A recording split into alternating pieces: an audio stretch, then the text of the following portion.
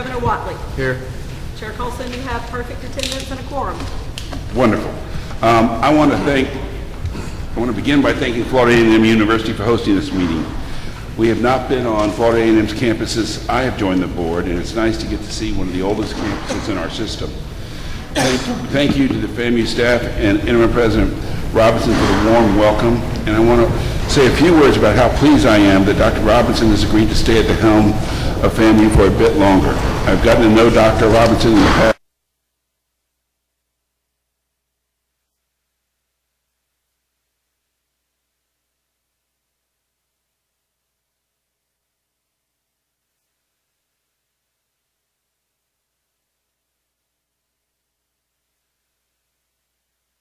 Here.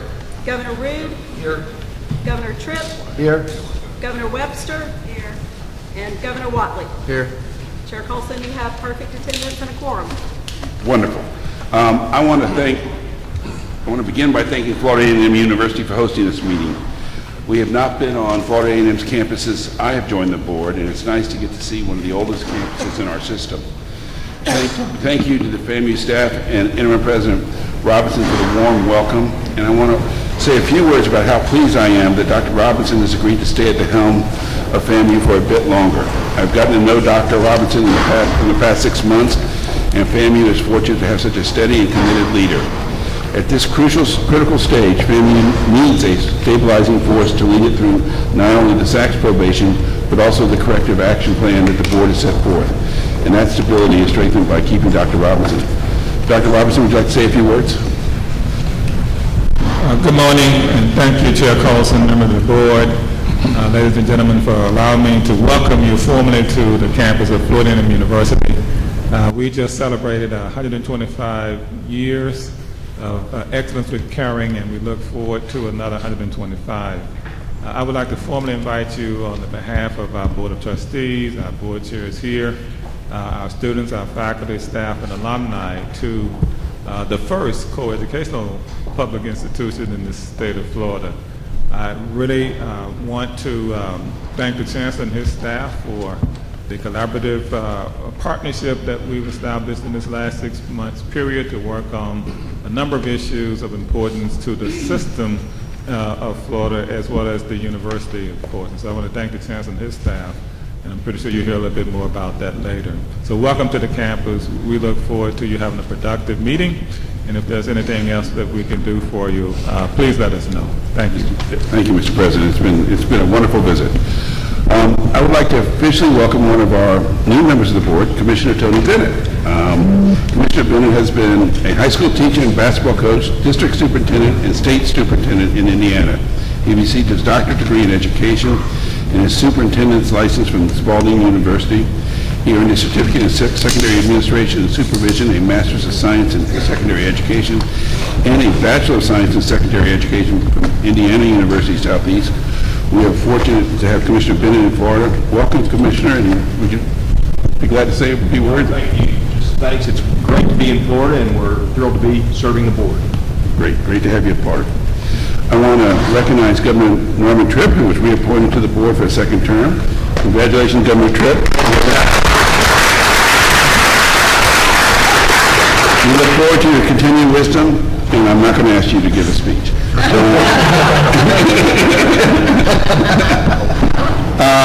Next, I would like to thank Speaker Weatherford for joining us this morning.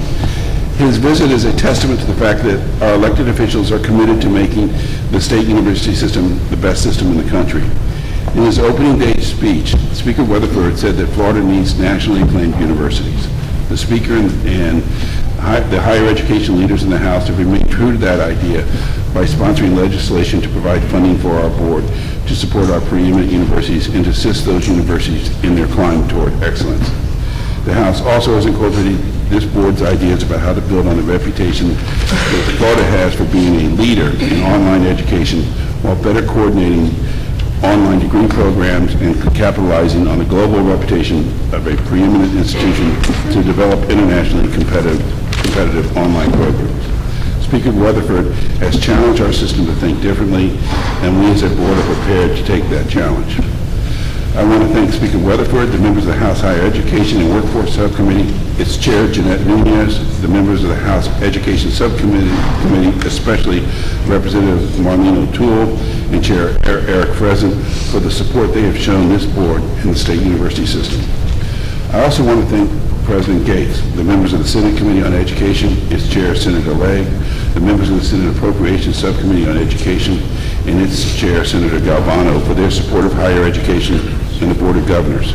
The Senate has not only restored the $300 million to our university, but has also provided continued funding for the IT performance funding pilot. The Senate has also shown support for our preeminent universities by providing funding for our board to launch our top 2 universities to greater national status. Governor Scott has also placed a priority on our universities. He provided an additional $290 million for the state university system and recognized the work that our board has been doing on developing a performance funding metrics to reward universities for improving graduation rates and ensuring that students get high-wage employment in Florida. Our board and our system have enjoyed unparalleled support this session from our partners in the legislative and executive branches. We are all moving toward the same goal of making our system the best system in the country. With their cooperation, the state university system will continue to provide an affordable, high-quality educational experience for our students in Florida. Now, I get to do one of the fun things you get to do as chair of this board. I get to go to the podium and ask Ava Parker to join me.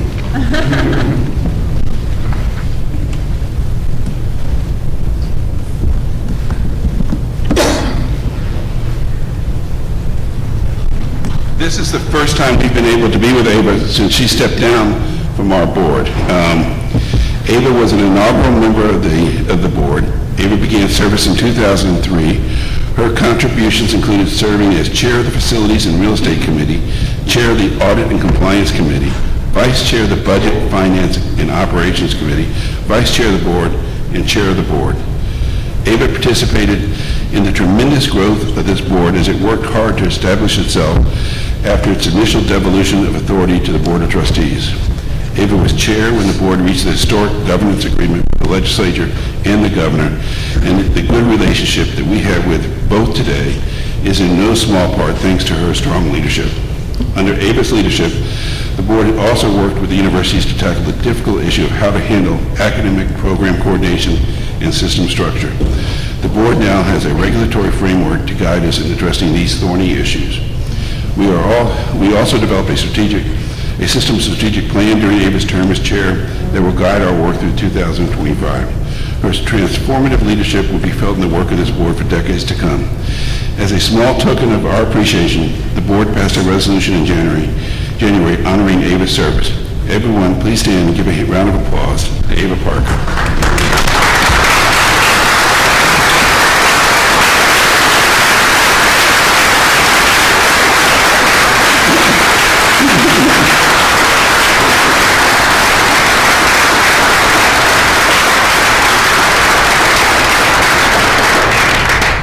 Thank you very much, Mr. Chairman, and thank you to the members of the board. When we started this system, I actually started as a member of the Board of Trustees for the University of Central Florida. I was there with Dr. Hitt, and I recall that, on the day that we made the full announcement, someone sat next to me and said to me that you will learn that the best community service you can offer your state is service to the state university system.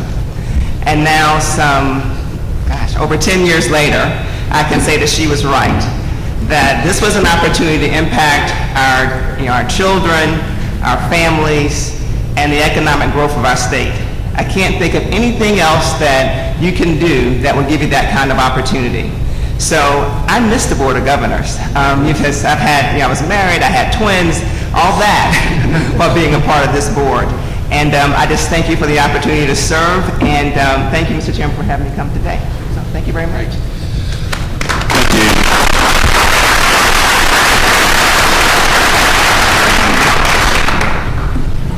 Okay, can I have a motion to approve the minutes of January 17th? So moved. Second. Any additions, deletions? If not, all in favor say aye. Aye. Opposed? Motion passes. May I have a motion to approve the minutes of the conference call held on February 21st? So moved. Second.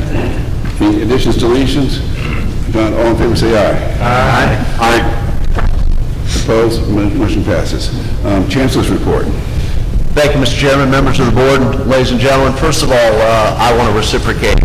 Thank you very much to Florida A&M University for their hospitality. As I'm always fond of saying, these things are complicated to put together, and they can only happen efficiently and effectively, allowing this board and the universities to do their important work if the behind-the-scenes work is done appropriately. And the people at Florida A&M have been very accommodating and very helpful to our staff, who always work hard to move into a university virtually before these meetings and get them ready for operational status. Thank you to Chair Badger, to President Robinson, and to all the good people through them at Florida A&M University.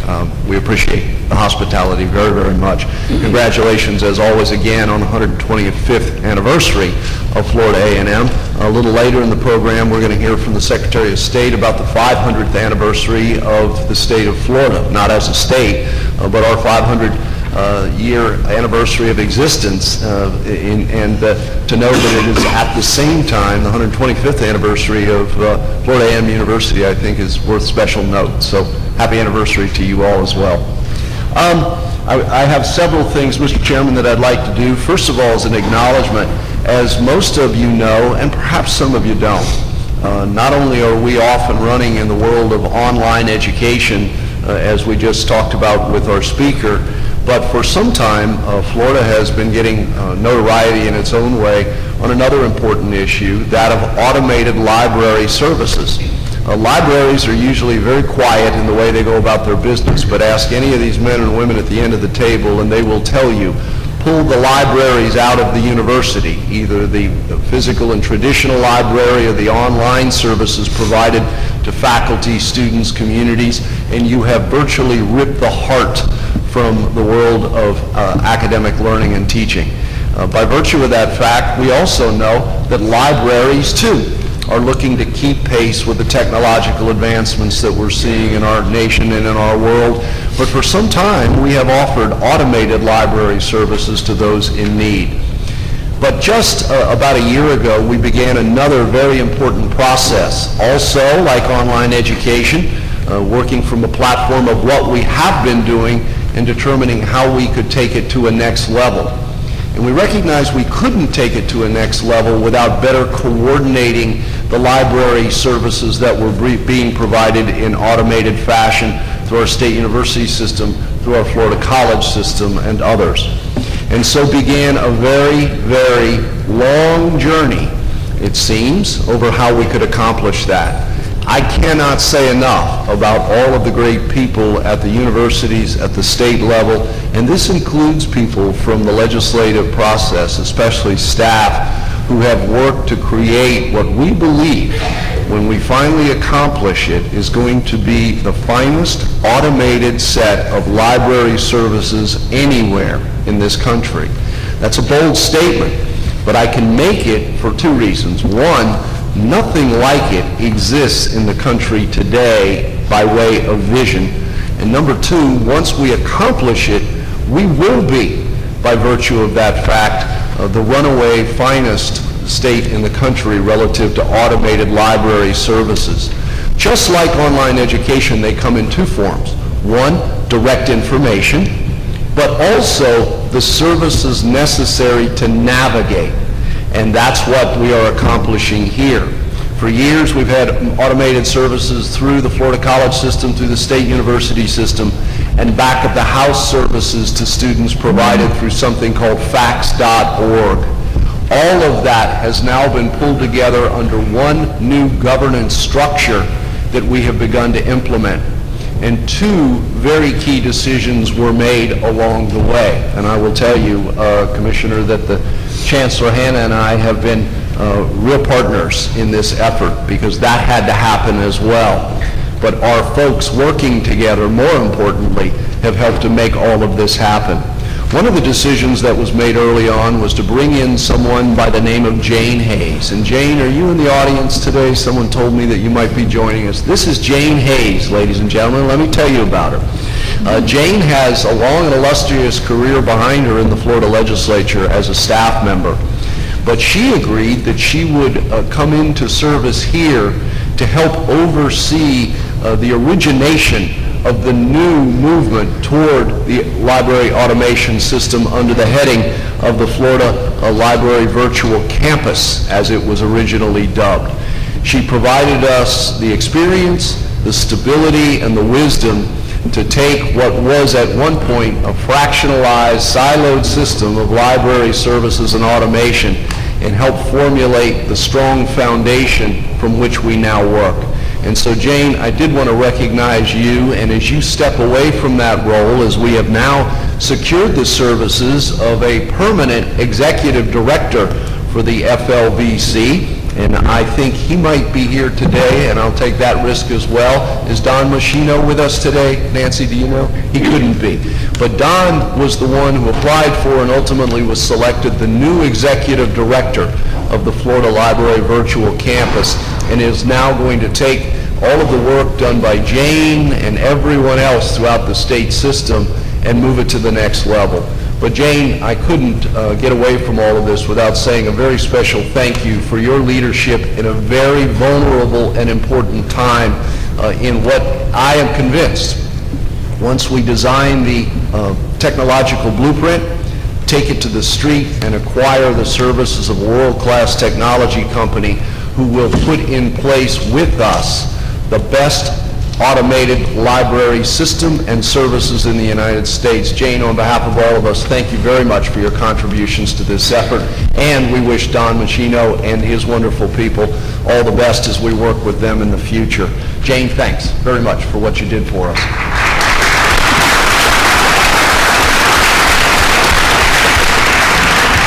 Like the chair and others, Mr. Chairman, I wanted to welcome all of our new members, thank them for attending the orientation that we put together at our offices in the Department of Education building yesterday.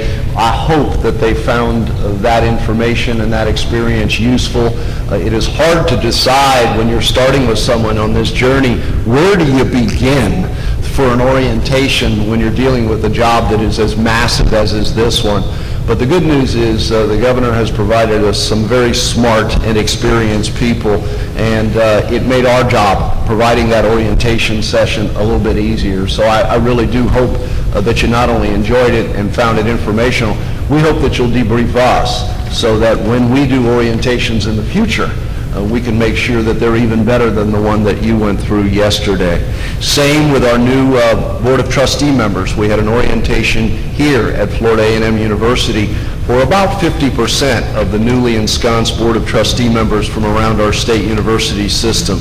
Again, we've honed that process over and over. We hope that they found it useful, but we're going to be working with them to debrief them to see if there were things we could have done better or that we should add to their arsenal of orientation for the future. So thank you again. And lastly, on the issue of orientation, I continually want to thank Governor Husseini, who not only heads up that committee, but has put a premium price tag on the issue of orientation, recognizing that you can never assume, as talented, as smart, and as experienced as are all of these new members, that they can simply come to the table and do their work.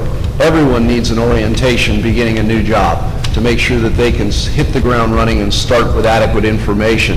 Our own universities will do orientations for their own trustees, but we always think it's important, and again, this is thanks to the leadership of Governor Husseini and the board, that they also get an orientation from us and with us, recognizing how important they're going to be by way of partnership with their institution and the Board of Governors moving forward. So thank you, Governor Husseini, for your constant attention to that issue.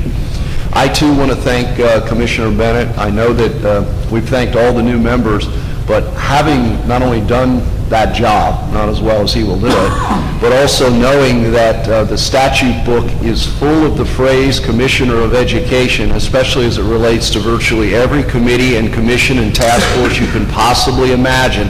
The Commissioner of Education by title is a member. For him not only to be here, but to be as fully engaged with us as he's been since the day he got here, quite literally, says a lot about him, and we thank him for his commitment. The connectivity between pre-K through 12 and what we do in higher education should be inescapably obvious to everyone, but I know it is absolutely that obvious to him, and we appreciate his engagement and his involvement. I want to quickly let you know, because we've talked about this one, how important health and STEM continue to be to the State University, and yet how inadequate we sometimes feel in the board office based on the amount of attention we're able to give it. It could largely be argued that health, for example, all things health in the State University, when combined, is the largest effort that we have on any particular issue. When you consider medical schools, nursing schools, all the affiliate programs from occupational therapy and so on, that when you put it together, it is a gigantic part of what we do in the State University system. So after much discussion, especially with our leadership, we have decided that we were, with the help of the legislative funding last year, now able to post a position, one inside the organization that will, on a daily basis, work on issues of health, health-related activities, and STEM education important to health, but also be able to hire ultimately someone who can come in on a contract basis, work with all of our universities, and help shape the first strategic plan on health in the history of the State University. Work with our deans of the colleges of education, the deans of nursing, work with all of the people in the health-related areas and the presidents, provosts, universities to create a strategic plan for the future of all things health in the State University system as we move forward. So we will be putting those up on the wall in the very near future, and hopefully soon be able to introduce to all of you the folks that will help provide us the leadership on a daily basis on these issues, and we're very excited about that. Lastly, two issues have gained great notoriety across the country over the last several weeks. We always like to be very important to the people in this country and the State University systems for things that are positive and noteworthy, but we also know, because of the magnitude of our operation, being the second largest state university in the country, that from time to time we're going to have events that bring us notoriety that doesn't make us very happy. And such has been the case, even as we have rocketed to prominence in areas, as the chairman mentioned, of things like intercollegiate sport, basketball most notably of late. We would be remiss if we didn't acknowledge also some of those things that have brought us notoriety, the kind of which we'd rather not have. First of all, much has been written, much has been said about the incident at Florida Atlantic University recently. I just received a letter from the governor asking us to look into this issue much further, but I can assure everyone that I have spoken with regularly and at length President Saunders about this issue since it began to unfold and directly in its aftermath. She has committed to me regularly that as far as they are concerned, this issue is not closed out. They need to continue to debrief this issue.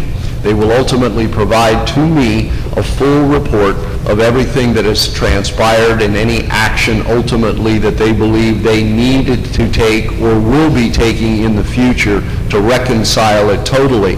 I, of course, will send that on to the governor when I receive it at his request, but most importantly, make certain that, as everyone here does at their institutions, whenever there is something that happens of significance, it has to be looked at closely as a teachable moment, not only to deal with the issue at hand, but also to look forward to make certain that if it's possible, it never happen again, or that we learn lessons from these issues that make our universities better places for our students. I want to acknowledge the work of the people at Florida Atlantic University.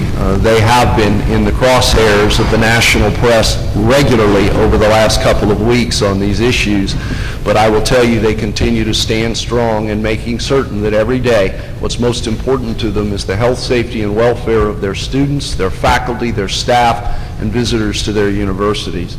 I also will say that we also have to be mindful, as nobody knows this better than the presidents, that whenever we're dealing with issues surrounding students, much of what goes on surrounding those students is protected by federal law. It's always great to be able to say, let me tell you everything that happened so that everyone will know. We covet transparency, but at the end of the day, we also know that the first obligation is to protect our students and their confidentiality rights. Not only because it's the morally correct thing to do, but there is federal law that protects exactly that.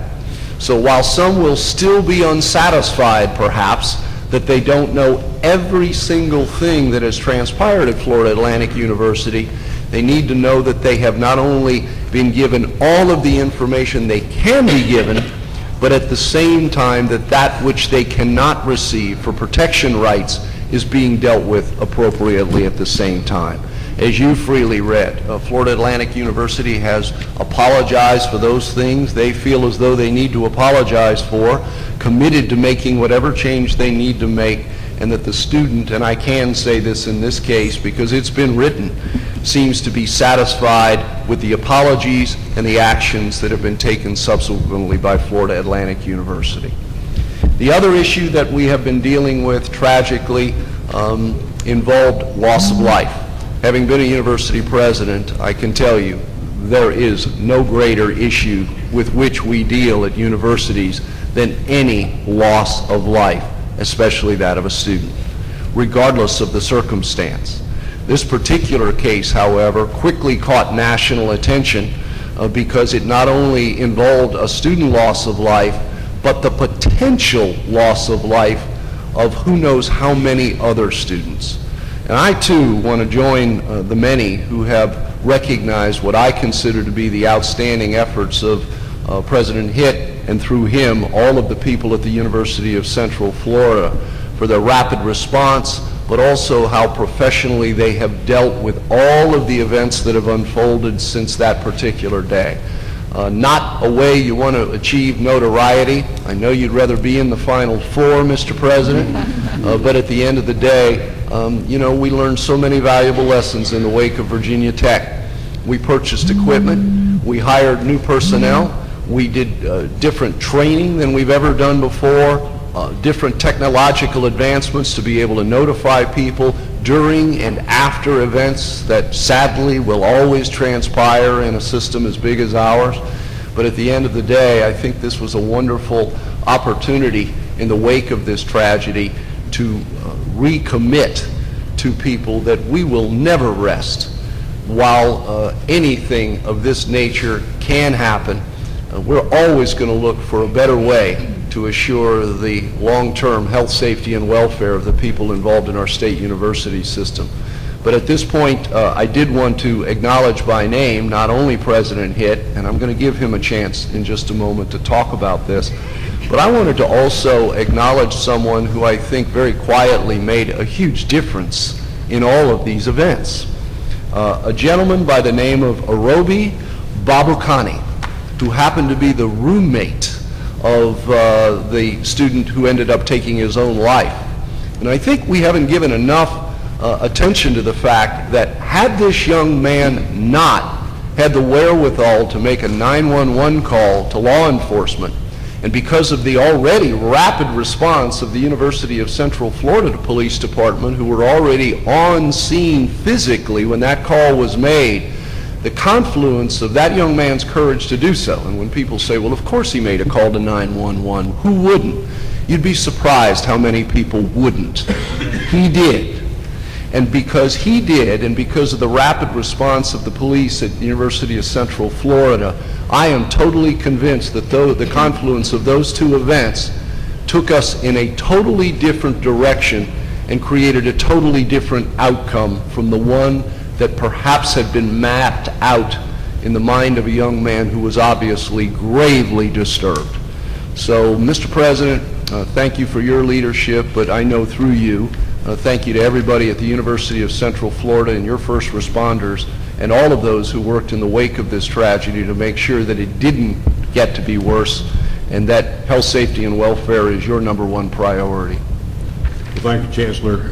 Just to remind people of the events, early on the morning of March 18, a fire alarm was received from our residence, Tower 1, And then, as the Chancellor indicated, shortly thereafter, a 911 call from Tower 1 reported that V.K. Babakari had encountered his roommate, who pointed a kind of a assault rifle at him, a .22 Magnum assault rifle at him. He then retreated into his bedroom and had the presence of mind to make the 911 call, which let the police who were on the way know that they weren't just there to respond to a fire alarm. There was an armed person there in that area, so that changed everything.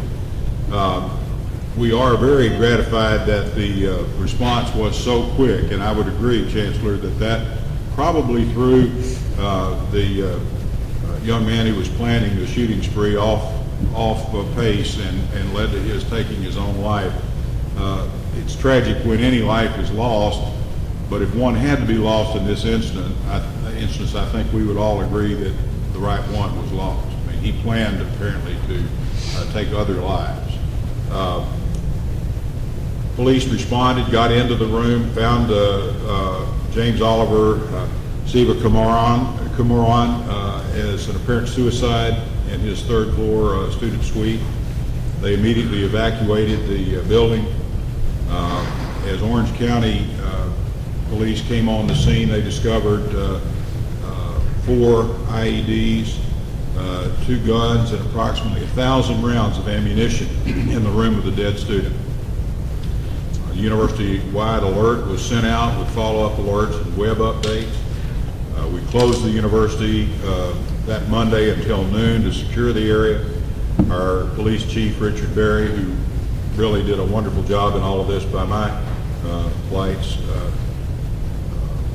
invited in Orange County Sheriff, FDLA, the FBI, ATF, and others. They joined the investigation. Resident advisors and professionals from the University Counseling Center aided students in need. We held a news conference Monday afternoon to thank all first responders and counselors. University officials responded to questions from the press, tried to be as transparent as we could in the matter. And we were able to get students back into the dorm later in the day, and I think everybody was back by Monday evening, even onto the 3rd floor where the shooting incident took place. I would just have to say that the planning we did post Virginia Tech, all of the efforts that went into forming, not just on our campus, but on other campuses, crisis management teams, carefully rehearsing responses to an emergency instance like this, really paid off. The protocols that we had put in place and trained on and rehearsed worked.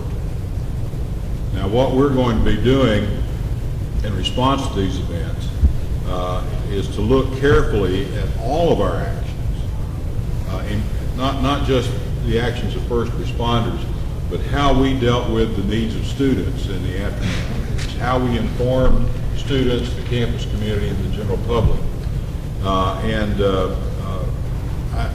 I'd be confident, as with any kind of large-scale action, we will find areas that we can do better. And that's certainly our intent, is to improve any areas where we find that we can make improvements.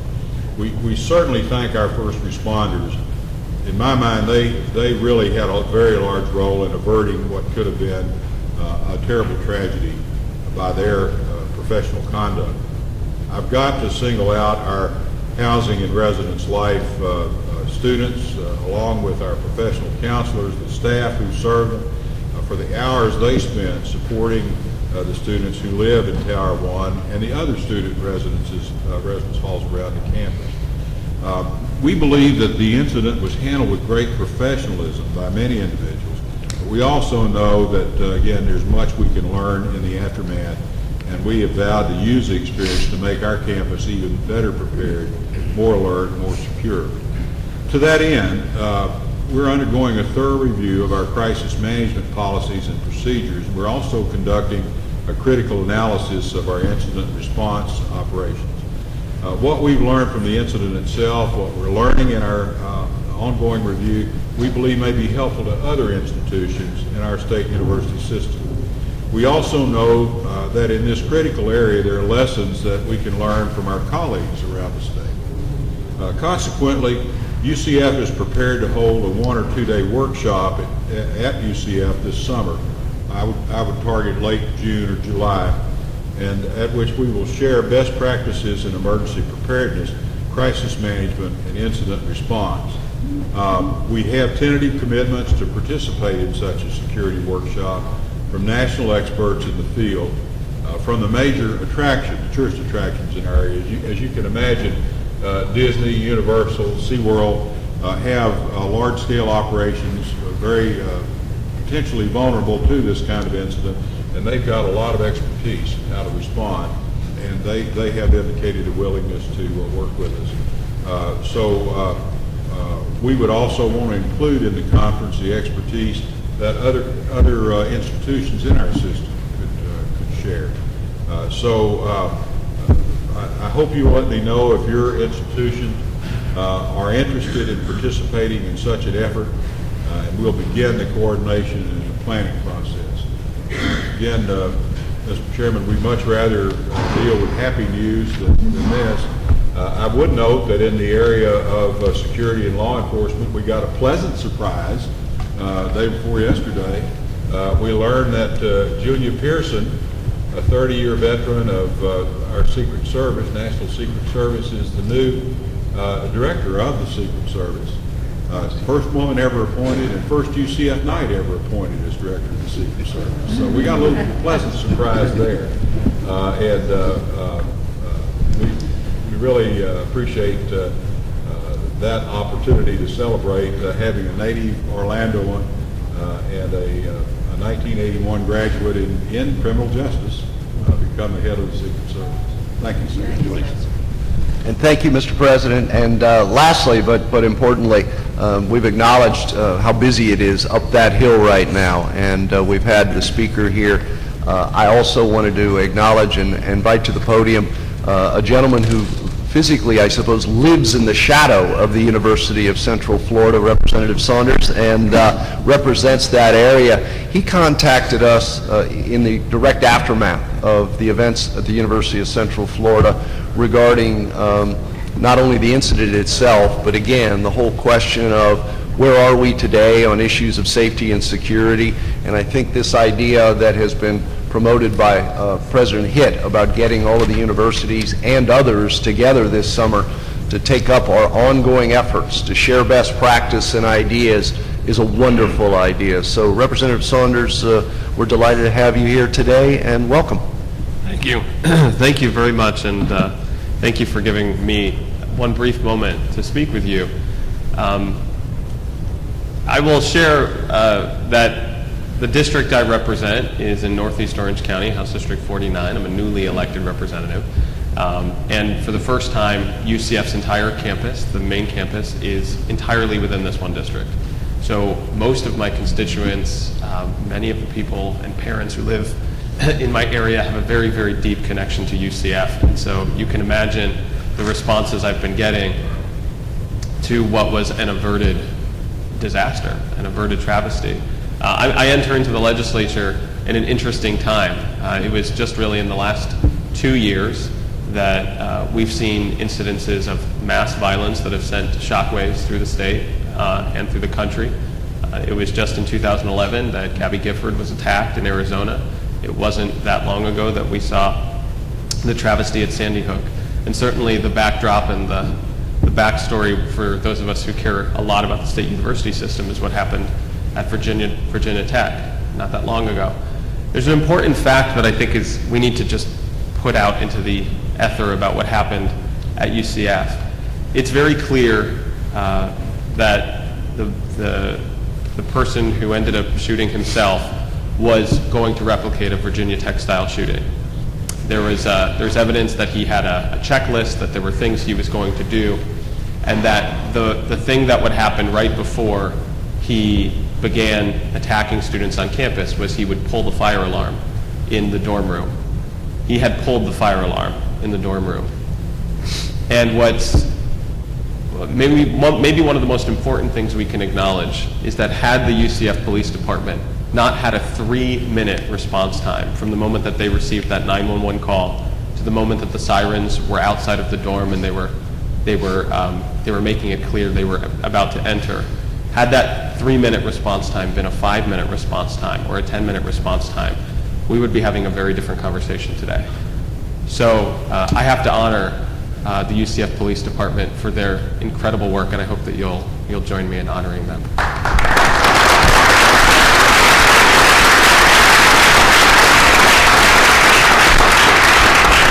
I do also think that that response time was as much a result of their internal processes as it was the forethought that our entire UCF leadership team has put into what it takes to manage crisis on campus in moments like this. And I've heard a lot about what the entire system did post-Virginia Tech.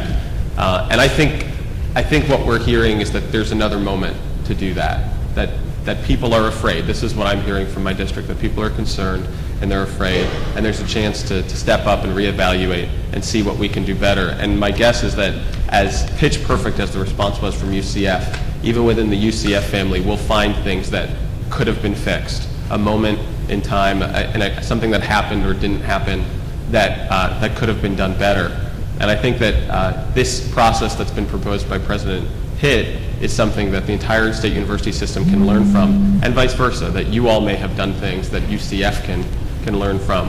The challenge that I wanted to just bring today is twofold. One, I really want to encourage you all that as you engage in the process at UCF, that you first check in with your own campuses. I think that this is a time when people are afraid. Again, these things have all happened in quick succession, and the threat of mass violence is out there, and people need, I think, time to process that. So creating an environment and a process where parents and students and faculty can all give the feedback that's necessary to then inform this process, I think matters, and I think it's worth doing. And I know Chancellor Brogan and I have had a great conversation about how important that is. The second thing that I'd like to encourage you to do, and maybe most importantly, is come out of the process at UCF this summer with legislative recommendations.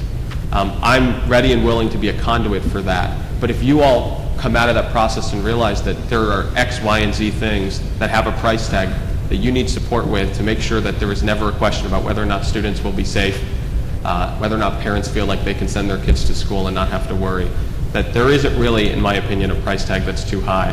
But if you can frame your work in a legislative frame to figure out how we can support you, I think there will be lots of support in the legislature for that kind of action. And this process leading into something that we do next session is a worthy path. So thank you for taking the time to have this very important issue. Thank you again to the leadership at UCF and President Hitt and your entire team. We could be having a very different conversation if we hadn't put the thought and time in. And I hope we come up with something great this summer.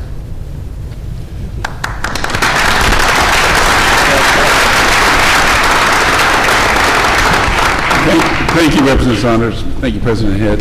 Representative Saunders, you're always welcome here anytime to come back and visit with us on any occasion. The next item on our agenda is a brief informational item on Florida's 500th anniversary commemorating Ponce de Leon's landing on Florida's eastern coast and naming it La Florida, or La Florida, who knows. Joining us today is the Florida Humanities Council Treasurer, Steve Siebert. Mr. Siebert is the former head of the Florida Department of Community Affairs, a position he held from 1999 until 2003. He's a lawyer, graduate of the University of Florida. And Mr. Siebert, welcome, and will you introduce the people with you? Thank you, Mr. Chairman. Mr. Chancellor, members of the board, thank you for these few minutes. I have the privilege to gather before you every 500 years to talk about this very important commemoration. This is a focal point. It's a focal point for scholarship and research. Virtually all of your institutions are playing a critical role in talking about the 500th anniversary of the European discovery of Florida. It is a focal point for community engagement, and by that I mean business, the academy, community groups, government, Everyone is talking, the most collaborative effort I think I've ever seen. It is an opportunity for us to redefine our relationship with the country of Spain. And it's maybe for me the most important part of it is a focal point to continue to define Florida in its sense of place and its sense of history. I've got two people that are very important to this effort I'd like to introduce, and then I'll follow up with some closing comments and handle any questions. The first is Andy McLeod. Andy is a former board member of the Florida Humanities Council and is our coordinator for this effort, and we're lucky to have Carrie Post here as well. Carrie is the Deputy Secretary of State and leading the effort for the Department of State for Viva 500. So, let's go. Andy, I think you're first. Good morning to you all. It's a pleasure to be here. I have the job of reducing and focusing your attention on 500 years in approximately 120 seconds. I will not dawdle. 1513, 500 years ago, next Tuesday, Ponce de Leon stepped on the Atlantic coast of Florida and dubbed it La Florida. I would like to orient you on this timeline. That was 1513. And thus we talk about 500 years, the quincentenary. We also know the date in Florida, 1565, which is the settlement of St. Augustine, the first permanent settlement in North America. Ponce de Leon was the first recorded European presence in what is now the continental United States. That is 500 years. In 2015, we celebrated as a state 450 years of St. Augustine's history. And so we have a 3-year window here from this year to 1513 of significant commemorations in Florida history. And that is what we are about. I am a native New Englander, and I have great fun with those in that part of the country because I have become quite convinced that the narrative of American history is only partially correct. Florida was being named and settled fully 100 years before the Pilgrims. As the great UF Florida Michael Gannon says, by the time the Pilgrims touched Plymouth Rock, St. Augustine was already into urban redevelopment. Fully 50 years prior to that, Ponce de Leon is coming to Florida. So this is a major milestone in national, and I would argue, world history. Some perspective on that. Within 10 years of that date, 1513, the following other events occurred. You noticed the installation of a new Pope 3 weeks ago. Where did that occur? That occurred in the Sistine Chapel. Who was finishing his painting of the ceiling of the Sistine Chapel in 1513? Michelangelo. What else happened within 10 years of 1513? Cortez begins to make war on the tribes of Mexico, on the Aztecs, and conquer Mexico. Núñez de Balboa looks across the isthmus and discovers the Pacific Ocean. Magellan circumnavigates the world, the first expedition to sail around the entire world, the first step in the era, arguably, of globalization, of which we are currently a part. Sir Thomas More writes Utopia. Machiavelli writes The Prince. What these events have in common are the creation of nation states, the Renaissance, the exploration of the world, discovery of other parts of the world, an expansion of knowledge unlike virtually any other in the history of the world. And I would argue that Florida is representative of that era. And as we learn our history, as we appreciate these 500 years, we are asserting our place not only in the American narrative, and the American historical narrative, but also in the narrative of world history. And as a result, the Florida Humanities Council sees this as a teachable moment of a millennium. It is my pleasure to introduce representative of our foremost colleague in this enterprise, the state of Florida and the Department of State, its Deputy Secretary, Carrie Post. Thank you, Andy. And good morning. It is indeed an honor and a privilege to be here with y'all this morning on behalf of Florida Secretary of State Ken Detzner.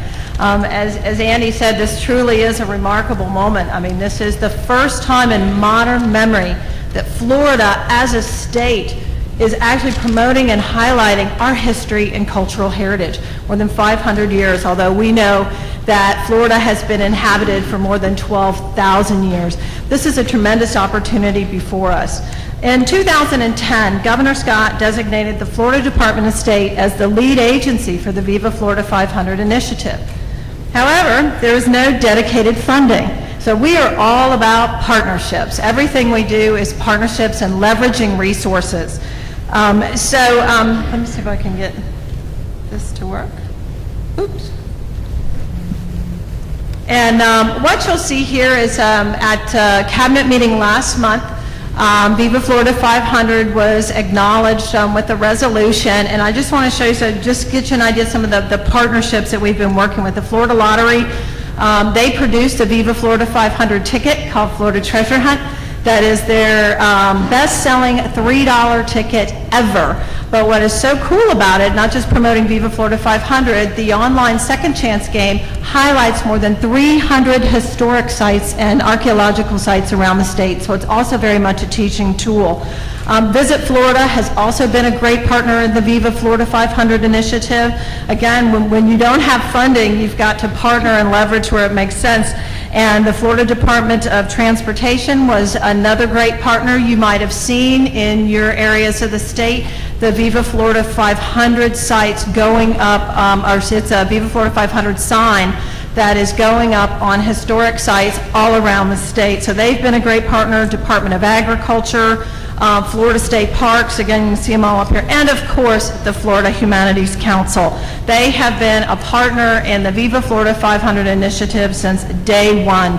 And the resources that they're providing for teachers is just spectacular. So we've been very, very grateful to be partnering with them on Viva Florida 500 since the inception.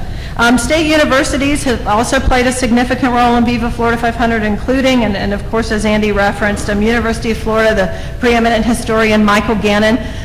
He started the early myth-busting, if you will, of the common perception of what Florida's history was. And so he's been great in building on the great work of that. Is from the University of South Florida is Dr. Michael Francis, and I have to share this. I'm a USF alum, full disclosure, and in my alumni magazine that I just got 2 days ago showcases Dr. Michael Francis and his truly groundbreaking work on what he is doing to preserve and digitize some of these documents from the 1500s. There is more information on Florida than any other state in the country, so he's working with St. Augustine here, going to Spain, doing some groundbreaking work. So this was really cool, very timely too, I might add. University of West Florida has been a leader in this initiative for a very long time, actually. Their groundbreaking, I shouldn't say groundbreaking, underwater archaeology that they've done with the Spanish guys, they have been truly leaders in underwater archaeology, and the Spanish galleons that are in Pensacola Bay, talking about this, getting the conversation started.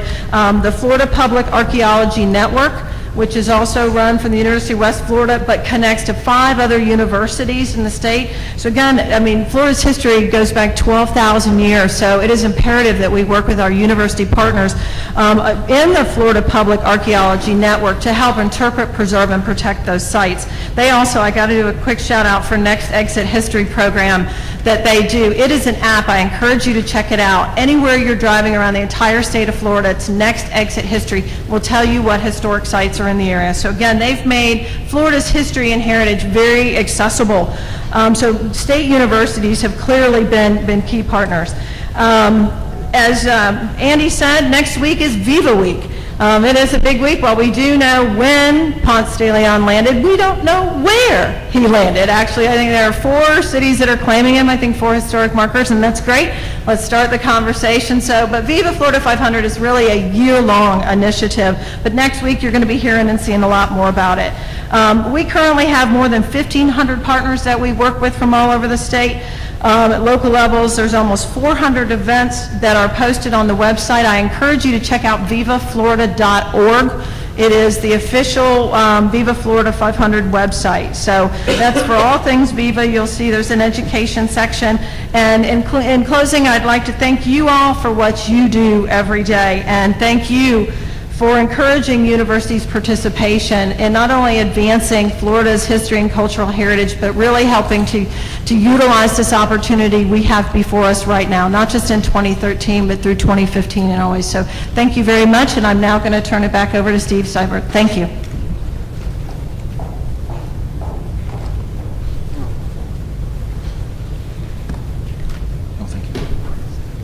So my nephew lives in Virginia, and he sends me a Facebook post yesterday from Jamestown, where America began, it says on the note. And I chided him very quickly. America began here, it began in Florida. This is our opportunity with a variety of partners to bring a focus and to sort of launch us into the next 500 years, you know, so consistent with the conversation that I heard this morning with the speaker, so consistent with the excitement in higher education. It is a thoughtful process. You see in front of you the special issue of Forum Magazine. Forum Magazine is a treasure in this state. It's put out by the Florida Humanities Council. This is thousands of copies of this have gone out.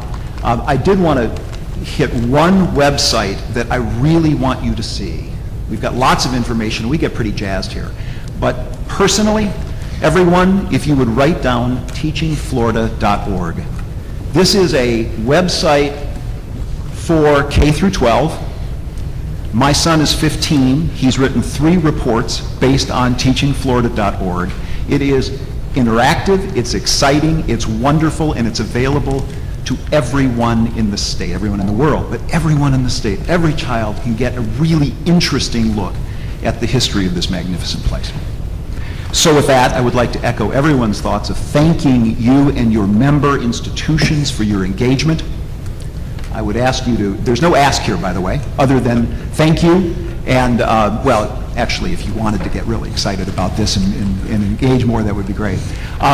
Let me close by saying one thing. On our board of directors, and boards are important entities, but on our board, our chair is John Belalovic from the University of South Florida, Professor John. We've got Margot Stringfield from the University of West Florida in the Archaeological Institute that's there. Magnificent woman. Dr. Colburn from the University of Florida is on our board. So we take this stuff really seriously, and we're being thoughtful. I will mention one last thing. This is a commemoration. This is a commemoration. We spent a lot of time not calling it a celebration. It is a commemoration, trying to be respectful that this is not a European-centric concept, that this is a pivot point in history, as Andy said, but also recognizing our Hispanic partners in all of this, our African American partners, the tribes of Florida. We're trying to engage everyone in a thoughtful discussion about our history and where we go from here. With that, Mr. Chairman, thank you very much. I very much appreciate you stopping by and bringing us up to date on the work of the Humanities Council in Viva Florida. Thank you, sir. Thank you, sir. Thank you all. Okay. Next item on the agenda is Governor Tripp, the Academic and Student Affairs Committee report. Thank you. I now have to pull this back up. 1 second. Let me skip you. Yeah, skip him because Governor Morton, are you ready to do audit? Yes. Okay. I've got to get it up here. Do you want me to? Yeah, go ahead and do the audit report committee report. Good morning. Alan, do you want to say anything before I begin with the report of our committee meeting yesterday afternoon? You got to thank that. Okay, with your permission then, I'll take off. Yesterday afternoon, our Audit and Compliance Committee met, and we had, I think, a very extensive and productive conversation. Before the committee really commenced action, Chair Levine commented on the corrective action plan excuse me, for Florida A&M in response to the Attorney General's operational audit and the board officers and the Inspector General on the anti-hazing program report of investigation, as well as a number of the other reviews that have been conducted regarding university policies and operations. He commented that he believes that the issues which have been identified involve a host of things, including governance and other issues, and that he strongly recommended that all of us stay in close communication with Florida A&M University, its audits chair, and its board, so that we stay on top of the situation.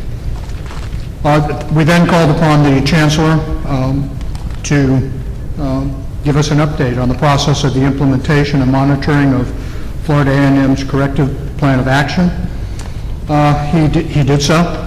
We addressed a draft, a series of programmatic metrics that were brought together by President Robinson and by Chair Badger, who briefed us on those particular metrics in addition to the Chancellor. One of the suggestions we had made during the process of the meeting was that we begin to assign specific accountability and timelines. Yesterday afternoon after the meeting, President Robinson informed me that that indeed has been done and in fact is going to be integrated into the process itself. Once the Chancellor had completed his report, President Robinson in turn reviewed the same materials, assured the committee that everybody on his team is doing everything that they can to work toward an appropriate conclusion. We also talked about the SACS accreditation and the importance of those processes that are underway. Again, the board chair, Solomon Badger, believes that the university will successfully complete the various plans of corrective action. He indicated that the process, in response to a question from the Board of Governors, that he believed the process would be completed within 12 to 18 months, and that the university would submit a written report to SAC sometime in the neighborhood of August of this year. We expect a site visit sometime in September, and a decision from SACS as respects that visit will probably occur between then and the end of the calendar year. We then moved on for information to a matrix again that had been presented, and I think the Board of Governors gave some input into that corrective matrix, and we will be receiving in the future I think information from the Florida A&M representatives on the status of those particular metrics. We then moved on as a committee and we reviewed a committee dashboard, which is really a delineation of the scope of responsibilities of the members of the Audit Committee of the Board of Governors. And the chair and the staff, the chancellor, have looked at the various capabilities and the opportunity for certain members of the Audit Committee to take on certain functions. They were recommended in that draft dashboard, and we'll continue to have some dialogue as that is finalized over the next 30 to 60 days. We then received a report from the Inspector General. Derry Harper provided our committee with a complete overview of the Audit Committee's roles, its responsibilities. In addition, he provided us with a PowerPoint presentation containing the information which was also in our materials packet and enumerated in the Audit and Compliance Committee charter. And we had, I thought, a reasonable discussion as respects that, and we will, together as a committee and as members of the Board of Governors, move forward into the future with that as guidance and counsel as respects how the Audit Committee will conduct its matters. We did not take any formal action other than approving the minutes of prior meetings. There were no action items, and that would conclude my report. Great. Any questions of Governor Morton? If not, we'll move on.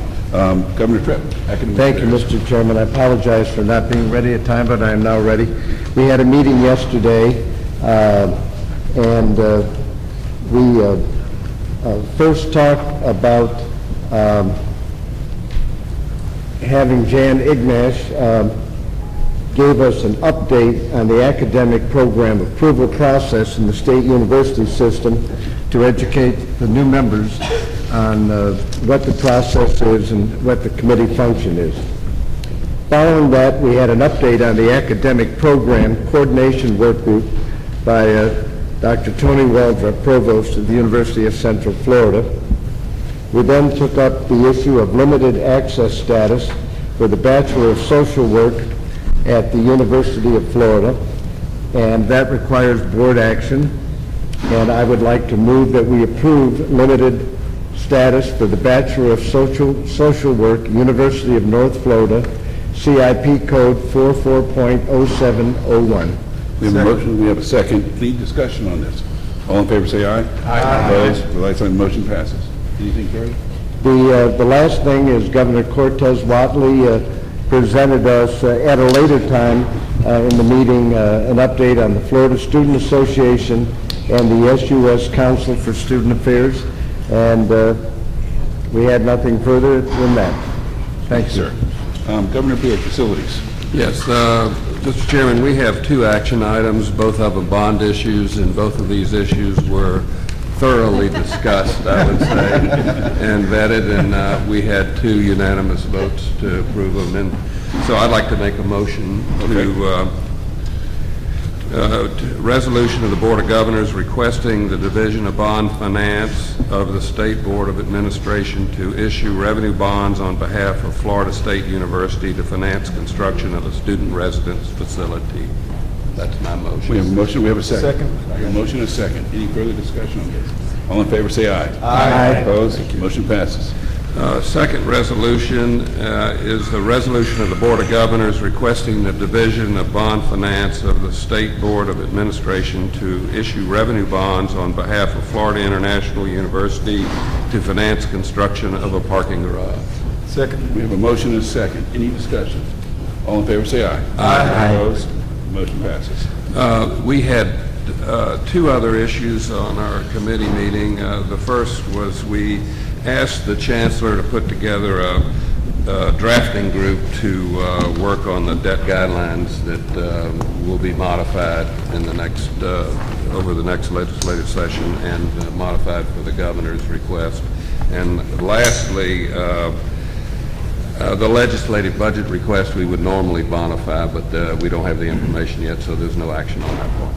Great. Thank you, sir. That's my report. Thank you, sir. Governor Coons, Budget and Finance. Thank you, Mr. Chair. We had a short meeting. We do have 2 items that need action by the full board. Before I go over those quickly, I did want to report out that we have asked staff to get with each of the universities on the final development of the performance-based metrics and to conclude that by June 1st, at which time we would probably need a unscheduled at this point meeting of the Budget and Finance Committee, and possibly, with your approval, a conference meeting of the full board. And so we will be in touch on that. But that's what we've asked the staff and the universities to do. And as far as the 2 items requiring action by this board, the first is in January, the board approved the public notice of intent to amend Regulation 18.001 purchasing.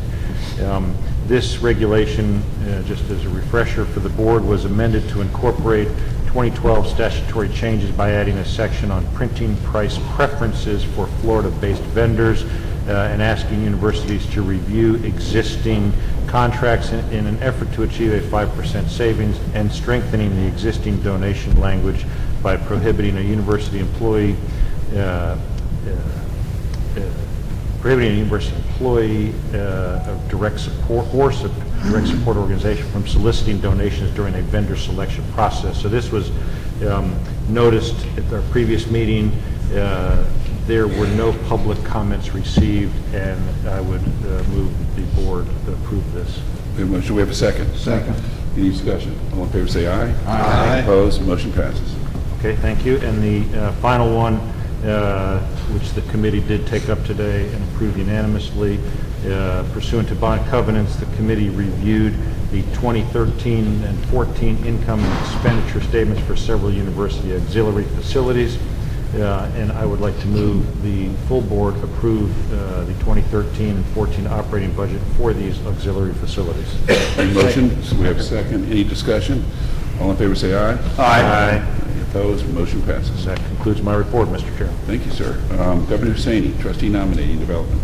Mr. Chairman, Committee on Trustee met this morning, and I move that the board reappoint Jorge Luis Arizota to the Florida International University Board of Trustees for a term beginning March 28, 2013, and ending January 6, 2018. This appointment would be subject to confirmation by the Senate and to Mr. Arizota attending an orientation if he has not attended an orientation in the past year. We have a motion, we have a second. We have a second. Any discussion? All in favor, say aye. Aye. Opposed? Motion passes. Mr. Chairman, I move that the board appoint Beverly Jo Say to the University of Central Florida Board of Trustees for a term beginning March 28, 2013 and ending January 6, 2018. This appointment would be subject to confirmation by the Senate and to Ms. Say attending an orientation session. We have a motion, we have a second. Second. Any discussion? All in favor, say aye. Aye. Opposed? Motion passes. I move that the board appoint Nancy Hemingway Watkins to the University of South Florida Board of Trustees for a term beginning March 28, 2013 and ending January 6, 2016. This appointment would be subject to confirmation by the Senate and to Ms. Watkins attending an orientation session. We have a motion, we have a second. Second. Any discussion? All in favor, say aye. Aye. All opposed? Motion passes. Mr. Chairman, this completes our report. Okay.